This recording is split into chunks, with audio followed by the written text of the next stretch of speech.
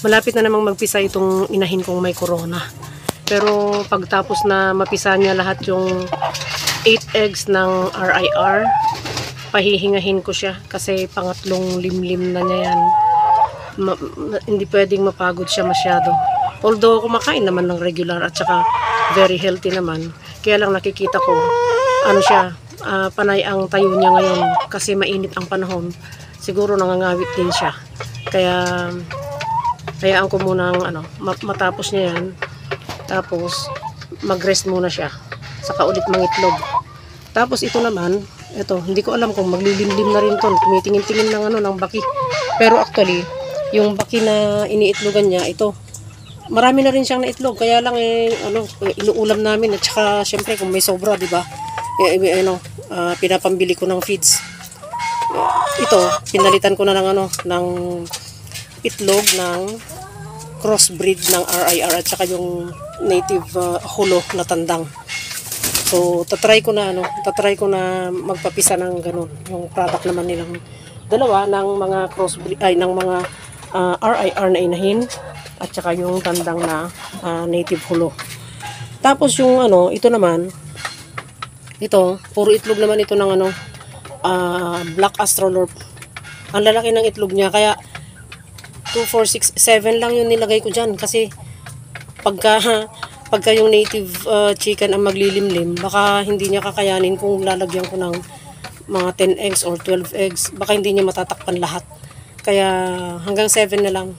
Nadagdagan ko pa sana kanina dahil umitlog ulit yung Astrolorp kaya lang baka baka mabasagan lang, no? So hanggang ganyan lang, 7.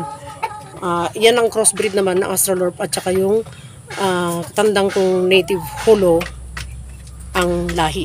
Halong native at saka hulo ang lahi ng tandang. So sana malimliman nilang lahat ito. Tingnan nyo. Yan yung laging nakaupo dyan sa baki na yan, yung sa may Astrolorp. Dyan nangingitlog yan. Kaso kinukuha ko ang itlog niya. Tapos yan din, yung malaki na yan na parang RIR ang katawan. Diyan din. So, marami silang nangingitlog dyan. 3 sila. Pati yan, no?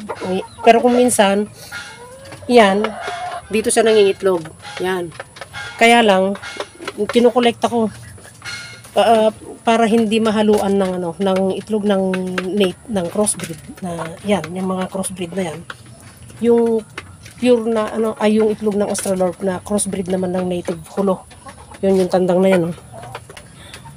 1 month na ito, ayan, tapos nang mapisa yung isang kiti na nga lang niya na napisa dahil nalaglag yung mga itlog niya nung una. Ilang piraso yun, may una pang mga itlog na basta nag-start siya na mga itlog February 20 na ngayon March 20 na, di ba? Na ngayon, 13 o 14, ilang araw na lang, March 20 na. So, mag-iisang buwan ng nangingitlog ito, pero wala pang balak maglimlim. Kaya inoobserbahan ko sila. Kaya natatawa ko kasi sino kayang unang maglilimlim dito sa Sino kayang unang maglilimlim dito sa itlog ng Astrolorp? Itong yung inahin na yan, yung nanay nila, sigurado yan maglilimlim kasi ang lahi niyan ay native.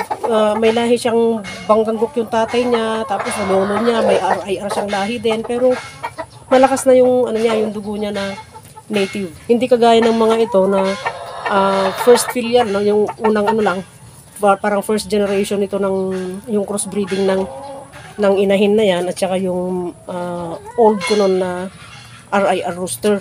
So malakas pa yung dugo nila na RIR. Kaya na-observe ko, mag-iisang buwan na silang kasi halos sabay-sabay silang nangitlog mag-iisang buwan na. So wala pang balak maglimlim. Itlog lang sila ng itlog. Nangitlog na naman sila. Inuulam na naman namin kanina. So ewan.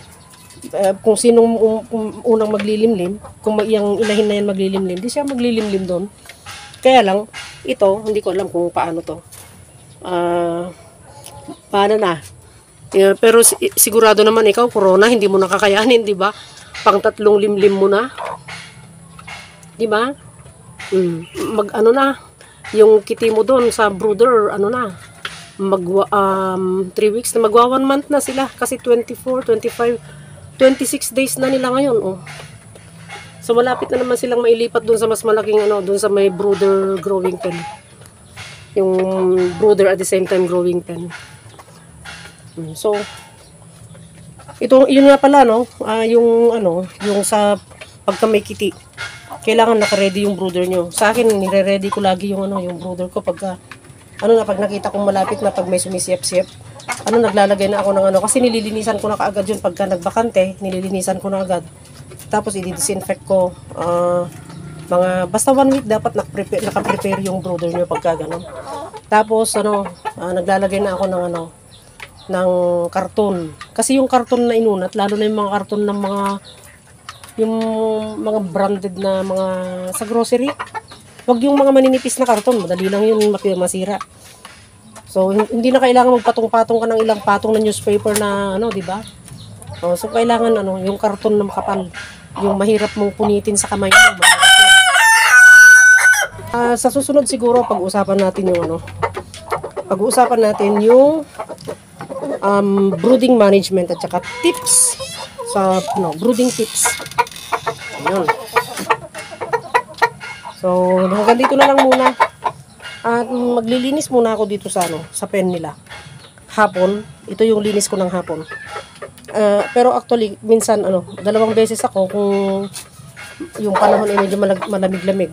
Kaya lang ngayon napakainit, walang punong kahoy na dyan. So minsan lang ako naglilinis, hapon na lang para pag ano sila, hindi nila nahihinga. So hanggang dito na lang muna tayo. Huwag niyo sanang kalimutang mag-like, mag-subscribe at pakihit ang notification bell para sa susunod na mga videos ay ma-notify kayo. At salamat sa lahat ng mga bagong subscriber, lahat ng mga old subscribers. Sa mga nag-share, lahat ng mga nagla-like, nagko-comment. Thank you ha. So hanggang dito na lang. Sana pagpalain tayong lahat.